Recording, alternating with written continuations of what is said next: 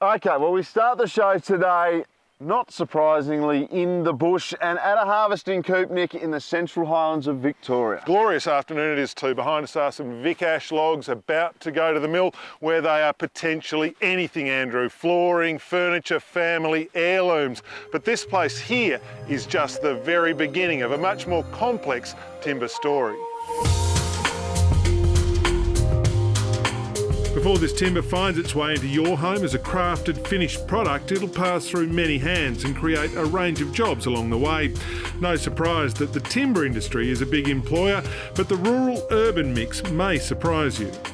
The forest and wood products sector in Victoria employs about 24,000 people across the state, as well as contributing to another 42 to 52,000 people's jobs indirectly. A lot of those jobs are actually in metropolitan Melbourne. About 14,000 people in metropolitan Melbourne are employed by the industry, much of that in timber manufacturing. So from the bush and into the city, this is Melbourne, Nick.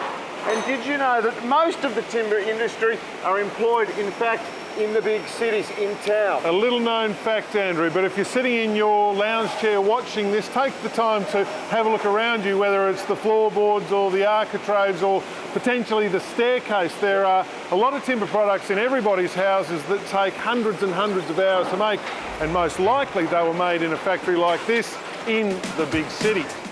No better example of that than here in the southeastern suburbs of Melbourne. Tom Ackroft's great-grandfather was one of the founding partners of Slattery Ackroft Stairs back in the 20s. They used to deliver staircases around Melbourne in a wheelbarrow.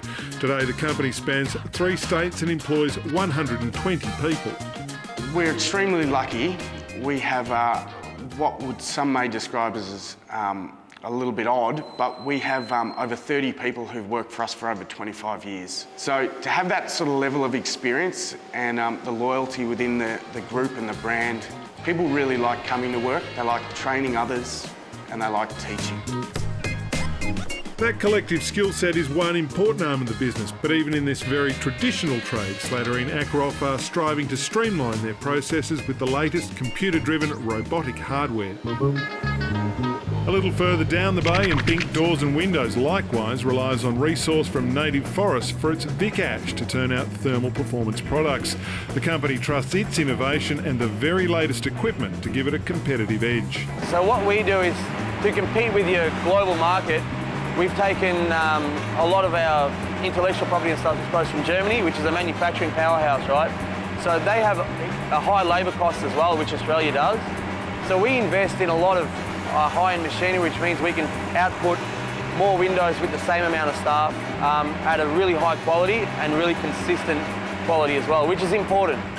Indeed, innovation is the buzzword around the industry at the moment, and you don't have to go far to see companies gearing up and retooling to work smarter. This is Australian sustainable hardwoods, and here innovation is leading the way. They found a way to turn little pieces of timber like this, which aren't very useful, into great big pieces of timber, which are very useful. I caught one this big.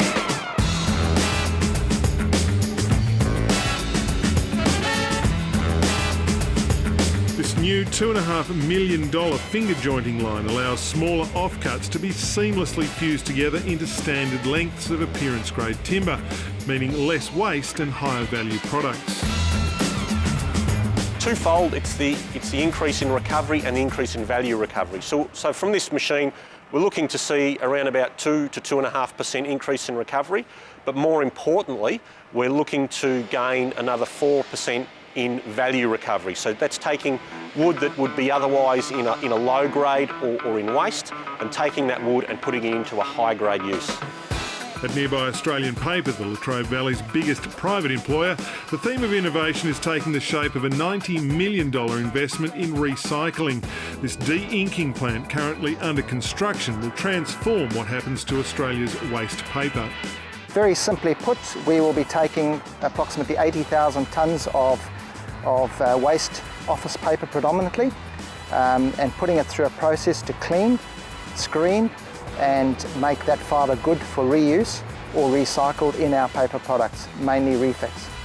And the stockpiling of waste paper has already started. This warehouse west of Melbourne holds about 3,000 tonnes of waste, most of which would have found its way into landfill if not for the innovation at Australian Paper. It's very, very important. I think any company that stands still nowadays and doesn't innovate with its products and its offering to the marketplace will eventually die a slow death. All that industry, all that innovation counts for very little if there isn't the raw material to feed it. Here in Australia there are two complementary but distinctly different sources of timber raw material. The two supply lines are of course natural forest and plantation forest. The big question is, why do we need both? They actually provide different products. What you see in staircases, for instance, is likely from high quality, for instance, Victorian ash timber, which we supply from well-managed native forests over a very long rotation. And what you can see here is timber framing that comes from our plantation forests, which are actually a pine resource. And that's incredibly important for the building sector. On the native side, the species provides slow-grown, stable and strong timber. It's the hardwood that goes into the high-end appearance market. The timber comes from publicly owned forests, which are managed to maintain conservation, social and economic values. And all of those values are managed with balance, and it's a big responsibility on our shoulders to continue to ensure we get that balance right. We think we've got the fundamentals right. Really, of the round about 7.5 million hectares of publicly owned forest in Victoria, we harvest in around about 6% of that area. But within that 6%, we still need to do that responsibly and still need to meet community expectations.